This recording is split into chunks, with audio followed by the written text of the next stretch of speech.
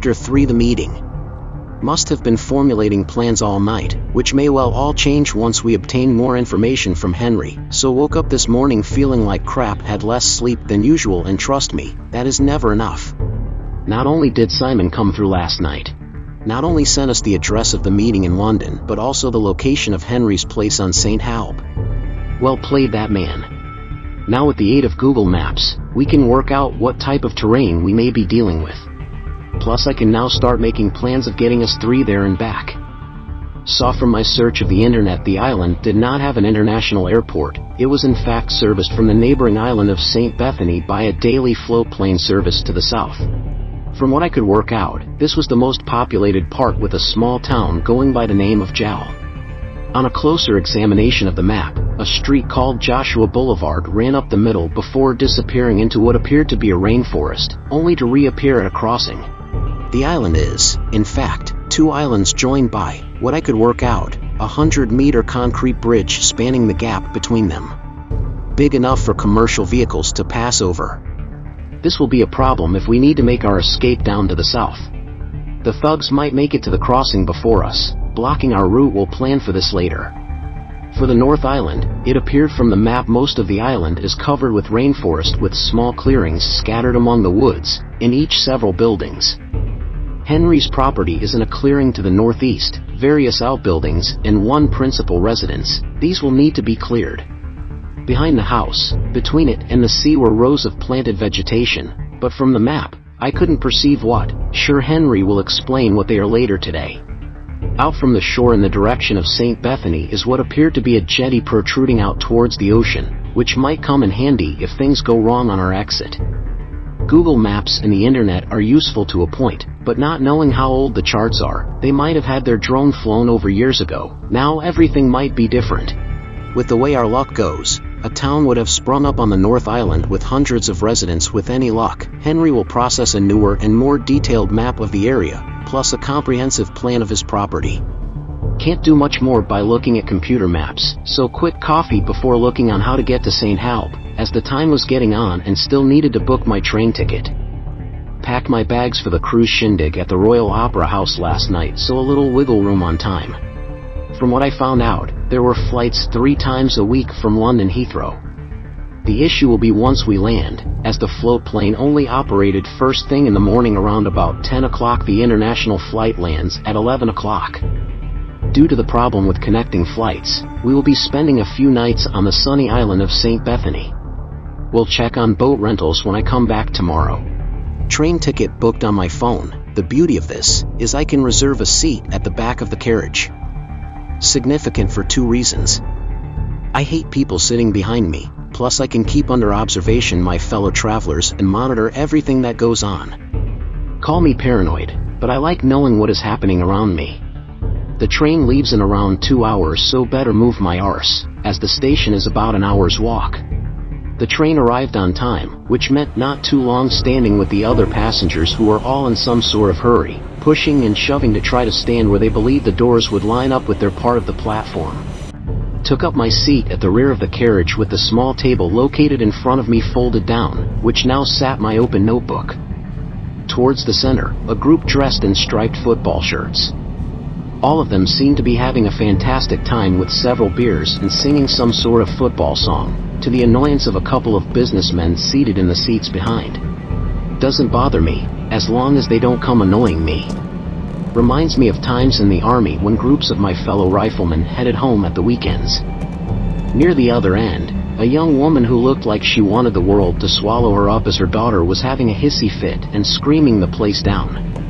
Other nondescriptive people were scattered throughout the carriage, either listening to music, reading newspapers, or staring blankly out of the window, trying hard not to glance at other passengers sat opposite them. At this point from the far end appeared the train managers on the lookout for people who were not playing by the rules, and not purchasing tickets before boarding. From where I was seated I was able to watch people desperately checking bags and coats for tickets. As I used the app on my mobile, my ticket is safely stored. Saying that, I would be fucked if I ever lost the phone. Still, over an hour until we arrived in London, so time to run through the plans I had so far. Not sure what, but something was bothering me, chiefly if the job is so simple, why didn't Henry and a few of his cavalry mates do the work themselves? Not that I'm complaining, I need the money. Read through my notebook several times before deciding to call George. Tried multiple times before I obtained a signal, eventually got through, and George answered. George, it's Steve. Are you on your way to London? Just about to leave. Any problem? Nothing much, but something is niggling me. Instead of going straight to the meeting point, let's meet in the coffee shop opposite, at, shall we say, 12:30? Okay, I will see you there at 12:30. Arrived at around 12 o'clock, ordered an Americano with milk, then took up a position at a small table situated in the corner next to a window overlooking the road and across the street. This was ideal, not only to view George coming but also gave an excellent vantage point to monitor the comings and goings from the pub opposite where our meeting with Henry would take place. Received a text from George saying he would be about 5 minutes, so I went to the counter to be served by a young person who I hardly understood, English not being her first language. Ordered 2 more Americanos and sat back down. George entered looking around before catching my eye and coming over. Took the liberty of getting us both a coffee. If you don't like coffee, tough shit. You can buy your tea over at the counter. Coffee is fine. Where's Simon?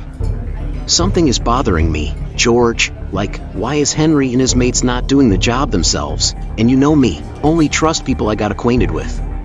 Sipping his drink, George sat back in the chair. Okay, what's the plan?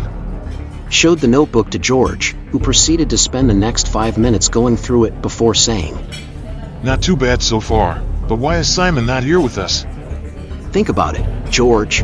We've never met Henry, so the only person he could recognize is Simon. So you might say I'm using him to double check nobody is following him or waiting for him or us in the public house across the road. Glance over in the direction of the pub. You can monitor much of the inside through the front window. I did take a quick peek of the interior earlier to check the layout and exit points in case any issues arise. From what I discovered on closer inspection of the boozer, only one place where a person could be seated without the option of any nosy bastards sitting behind them listening in on their conversation, along with a self-contained private area where we would be able to talk, with the advantage of looking straight out of the window. Knowing Simon as we do, this is where he will sit. In the worst case scenario, if anyone were following him into the pub, we would see that from here, plus if he got into trouble, we could also view that from here and be over within seconds. As he is ex-military, we can guarantee he will be at least 10 minutes early, giving us around 15 or thereabouts to wait. Don't know about you, George, but I'm peckish. Fancy a sandwich or something? Thanks, a cheese and ham panini would be good. No problem. Just keep an eye out of the window for Simon while I go and try and order from our non-English speaking friend at the counter. This should be fun. Dead on 1450, Simon appeared, walking down the road to the right of the public house, stopped outside and checked his phone before entering, purchased a drink from the bar and sat where we had predicted. A few minutes later, a man dressed in boots, black jeans and a blue jacket also entered, taking up residency near the band and looking in the direction of Simon. Looking uneasy, Simon could be seen typing something on his mobile not long afterwards. Both George and I received a ping on our mobiles. Doesn't take the brains of a rocket scientist to work out who it was from. The message read, I'm at the meeting point. Where are you two nutters? Better go over and rescue him. Best we pretend we don't suspect the person leaning on the bar and avoid eye contact. He might be innocent. That's using the old noggin, George. Walked over to where Simon was sitting and greeted with the words, Where the fuck have you two been? Started to feel you bailed on me. Sorry, mate. I explained what we had been up to, along with my concerns. Plus, that we had been watching him from the coffee shop across the road. Well, thanks for using me as bait. That will cost you a pint and a bag of nuts. No problem. What do you want, George? Same for me. Just arrived back at the table when a well-dressed man with short brown hair and black trousers, a pink shirt, and a dark blue blazer embossed with a golden logo walked towards us. Gents, this is Henry. After introductions, we all sat down while Henry ordered from the bar. What a relief, at least he is here, and the job is still on. Not that any of us had doubted it wouldn't be, but there is always that little thing in the back of your mind. He returned shortly after with a gin and tonic. Right, gents, down to business as I've another engagement in the city at 3 p.m. How about explaining what the job is you would like us to do, starting from the beginning? I've been working in London for the last 3 months, so not been back for some time, so friends of mine, Sam and Abby, have been looking in on the property for me. Both live off the estate near the coast. Henry pointed to the map which he had pulled from his jacket pocket. Sam's a good man, ex-British military who moved to St. Halb a few years back. He'll be the main contact on the island. The problem started around 6 weeks ago when a group of men arrived at the island and occupied my property, forcing the staff to move out. They allowed him back to maintain the generators and other mechanical equipment. He's a trained mechanic. He's been keeping me informed as much as he can via mobile phone. Here is his number. The men have been planting under the grapevines which are here on the map. So that's what they are. Couldn't make them out on Google Maps. I say after taking a swig of my beer. Yes, my family has been producing wine on the island for over 100 years. Some wines stored in the warehouse are priceless. Pointing to a building to the right of the principal residence. From what Sam and Abby are telling me, the group have armed guards on the front gate along with huge guard dogs. They are kept here behind the gatehouse when not with the guards. Sam thinks maybe at least 6 of them. Simon and I both looked at George. This is your domain, mate. No problem. I'm on it. From what we can obtain, there may be about 20 men and women staying on my property. Most of the time, they stay on the grounds, only visiting the town of Jarl every Thursday to get fresh supplies. I am holding a function there in 3 weeks to celebrate 120 years of the company. So as you can imagine, would like these people gone by then by any means necessary. There has been some dispute by the man who runs the local police, who goes by the name of Paul. Believes that some part of the property belongs to one of his relatives, Hadley. Sam thinks he is the person running the outfit. Recognizes him from a function we held a year ago. Now you can understand why I'd rather the police were not involved. As I said, some wines on the property are priceless, therefore, I am willing to pay decent money for them to be removed, shall we say 500,000, with half being paid up front. I turned towards the other two. What do you think, gents? Is this something we would be able to do?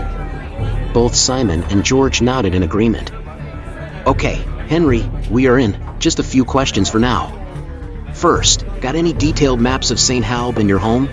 Thought that might come up. Here are the most recent ones of the North and South Islands.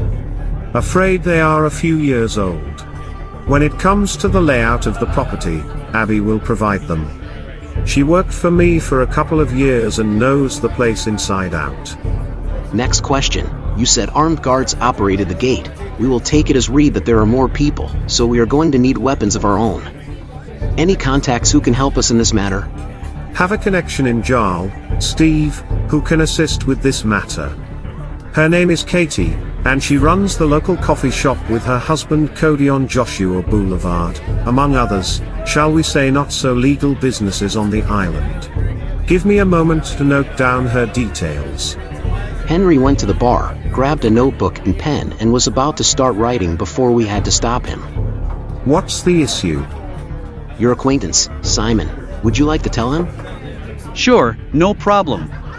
Writing anything on the notepad will leave an indent on the pages underneath when the top page is torn off. People who know what they are doing will be able to read, therefore, Katie's details. Plus, they will know we have them as well, might put her and us in danger. Apart from us, who would have any idea what we've been talking about? I chose this place because we would have no issue speaking in secrecy. Okay, the man stood over by the bar wearing a blue jacket who followed Simon in and hasn't taken his eyes off us since George and I arrived. One of yours? I say. So, you spotted him? Yes, he works for me. Out of the 3 of you, Simon is the only person I know, so had to make sure I was not walking into a trap. Next question for now. Henry, we are going to need transport once on the island. Is there any vehicles we can use? I'll ask Sam to collect my old Land Rover on the pretense he needs to do some work in his garage. A little old with no roof, but should be okay for getting around. That will do us. Have to go, gents. As I said earlier, I need to go to another engagement in the city. If you think of any more questions, Simon has my contact details. He turned around to shake Simon's hand while slipping him a large brown envelope with a blue line down the middle. Both Henry and his hired thug were about to leave the pub via the back door when he turned back to face us. Sorry, gentlemen, almost forgot. If possible, would you bring back the brown envelope with a blue stripe down the middle that is in my safe? There is only one so easily recognizable. The safe is in the office. I'll text the combination later today. Thanks. What do you make of all that, gents? You still in knowing our arse-kicking now turned into an arse-kicking with guns? I ask. You're the one with all the money, Simon, so guess who's getting the food and drinks? Anyone else hungry? Due to the fact you never know who is listening and a lot at stake, we agreed not to talk any more about the job today and arranged to meet at Simon's place tomorrow morning. Perfect for me, as I still had to go to this cruise shindig at the Opera House.